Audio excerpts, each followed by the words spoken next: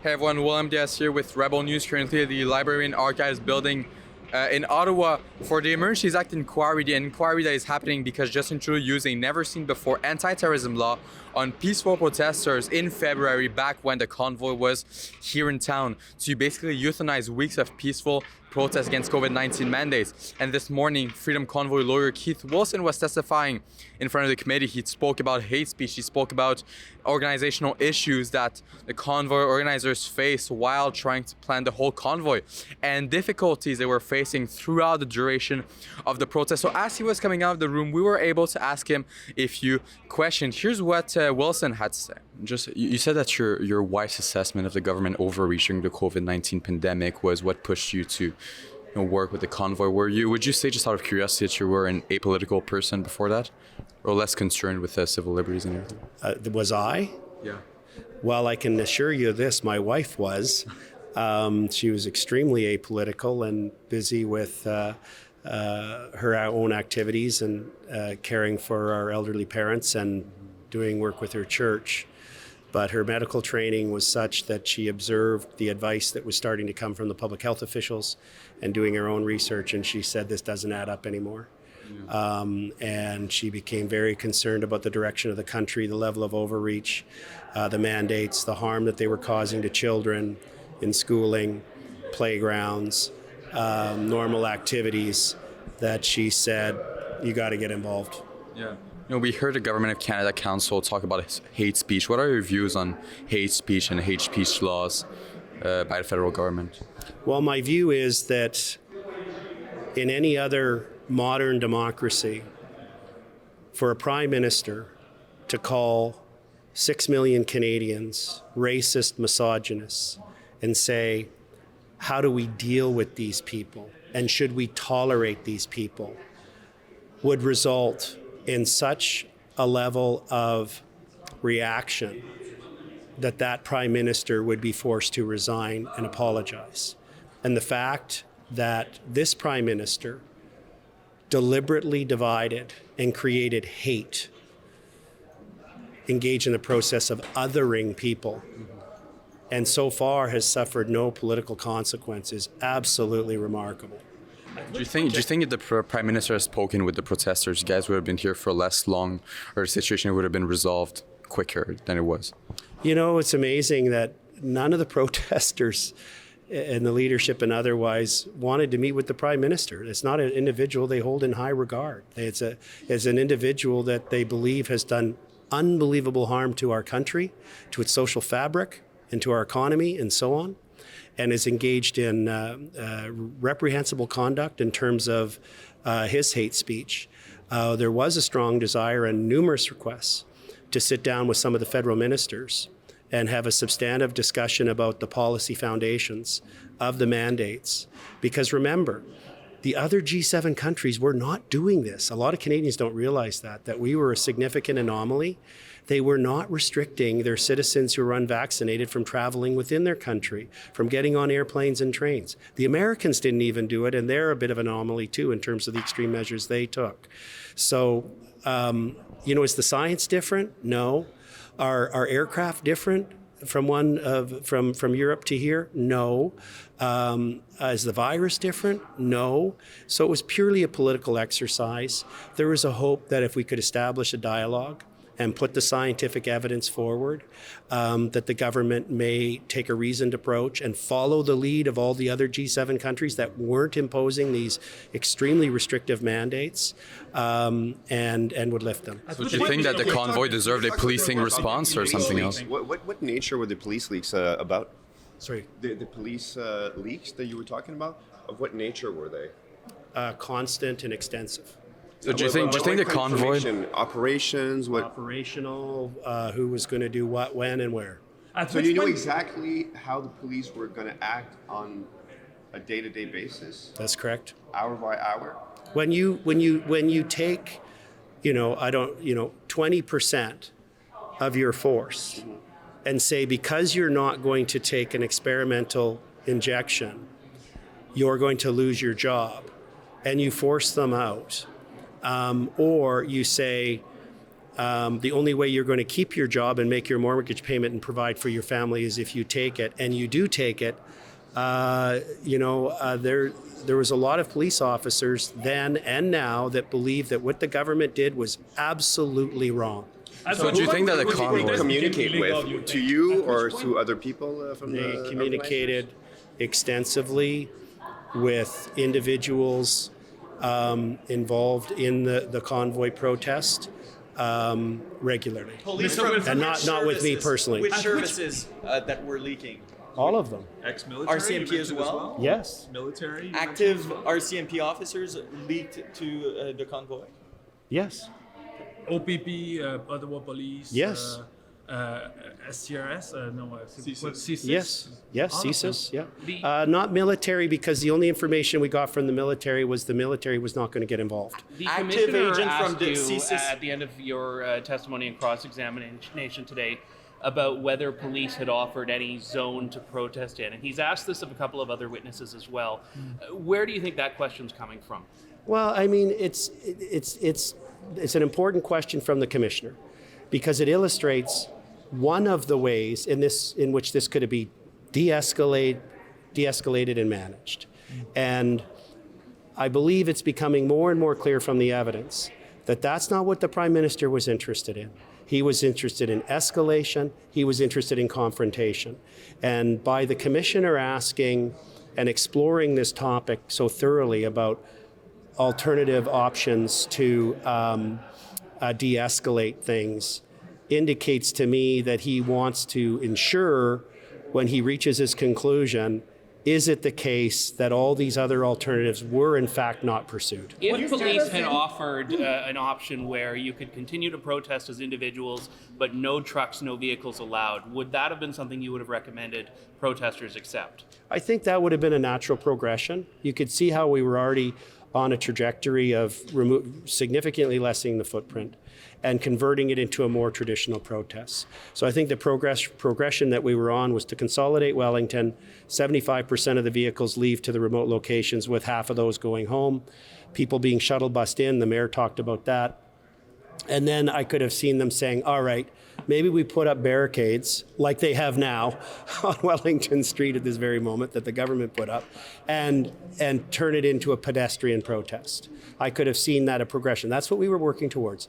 This idea that you can snap your fingers and resolve this it was a complex problem, as I testified, required a complex solution with phases to it. We were on our way to implementing those, and we got stopped. At which point did it become illegal, you think? At which point did it become illegal, you think? At no point did it become illegal. At no point was the Riot Act read as required under the Criminal Code. At no point was any of the legal criteria that are necessary to declare a protest to be unlawful were met. There's no evidence of it. And in fact, counsel for the barrister, Mr. Brendan Miller, has asked a number of police officials, and they have acknowledged they took none of the steps, and the criteria for it to be an illegal protest were never met. So this is a term of art that's creeped into the discussion, and I've always questioned at what point in time does the person believe that it was illegal, and on what legal basis? And if you ask them that question, they just go, oh, well, I just thought that many people being around is illegal. No, that's not how the law works. It requires more precision. Mr. Wilson, the military intelligence reports that you received internally talked a lot about Antifa. Did it talk about the concerns over sovereign citizens as well as QAnon? Did any of those internal intelligence reports by Tom Quicken address those issues? Can you look into the camera, please? They were daily. Are you with her? Okay. They were daily reports. However, they were not something that was mission critical for me, so I rarely read them. You called them weirdos, though. Like you were saying there was seances happening in hotels. Can you talk a little bit about that? There was diverse Canadians with some various strange following practices that showed up. I think that's clear. There was that one cult that showed up that was difficult to manage for the police and for the protesters. You said before that you didn't control all the different convoy elements, that no one controlled all the different convoy That's elements. I'm wondering, given that, how confident you are that if the government had offered a different solution, a different site to protest or something like that, that you would have been able to get people to move to it? My simple answer to that is, look what happened on the Monday. Despite all the problems that the police admitted to, blocking the movement of the trucks, over 100 vehicles were moved, most of which left downtown, and only 23 went up to Wellington. That's proof of the plan having the ability to be successful.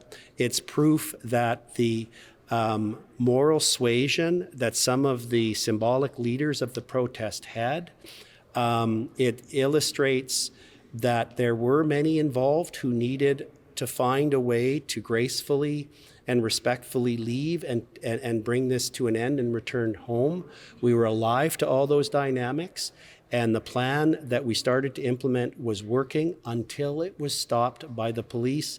The police notes in evidence, the testimony under oath from the police have confirmed that they were the ones that blocked the deal from being completed. Had they supported it, and we would have had the entire downtown, but for Wellington, opened up and cleared out by the Wednesday, whereas bringing in the Emergencies Act and use of force against peaceful Canadians didn't get completed until the Saturday and the Sunday. So do you think that the convoy deserved a policing solution or a political solution? I think it clearly required a political solution. And the fact that when progress was made, it was through political dialogue. That's how we used to do things in Canada. We would have discussions and we would be respectful and listen to different views.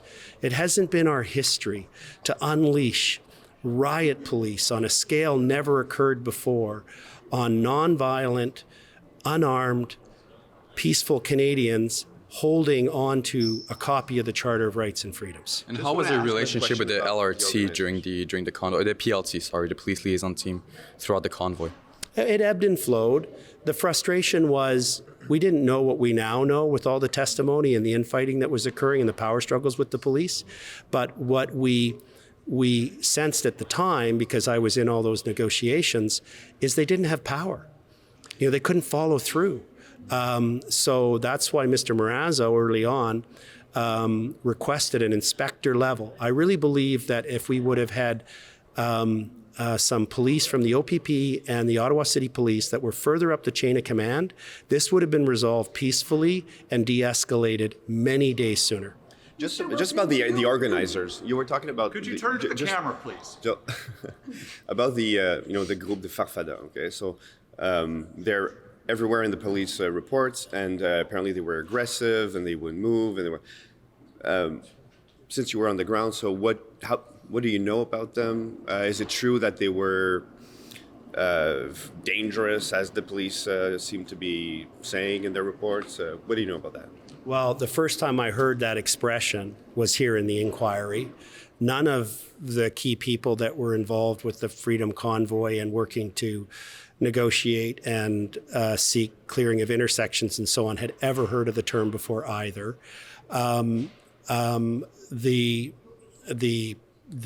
protesters who were at the intersection of Rideau and Sussex were comprised of some people from Quebec who had some very strong views, some of whom had lost custody of children and lost their jobs, lost their livelihoods. But it was also comprised, interestingly, of recent immigrants from Eastern Europe, as well as immigrants from Cuba.